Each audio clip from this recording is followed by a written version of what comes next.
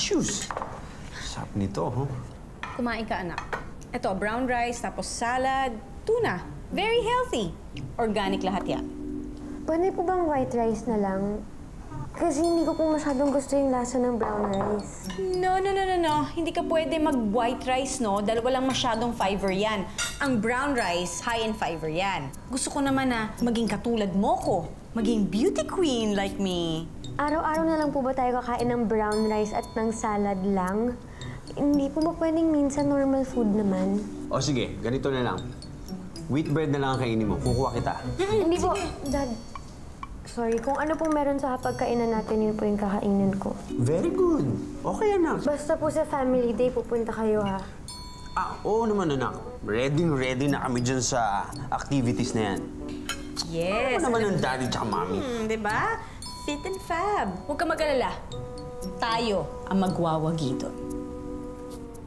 Buti pa dito, ang sarap ng pagkain. Sa bahay kasi walang lasa eh.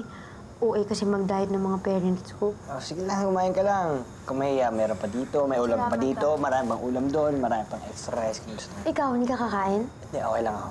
Makita lang kitang kumakain. Pabusog na ako doon. Ay, nako. Panigurado ko, patay na patay talaga ako pag nahuli ako ni Mami na kumakain ng ganito. Ay, sasabihin niya, hindi ako magiging beauty queen. Obsessed kasi yun na maging beauty queen ako.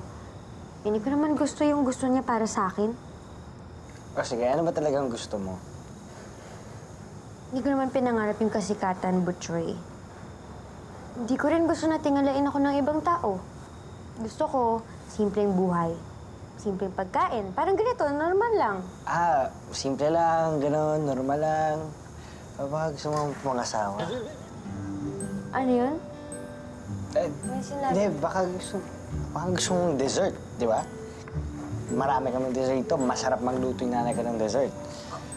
Oh, please. Gusto mo? Gusto mo? Matatamis. Sure ka? Gagawin mo lahat para mag-dessert? Sige, kiss mo ako.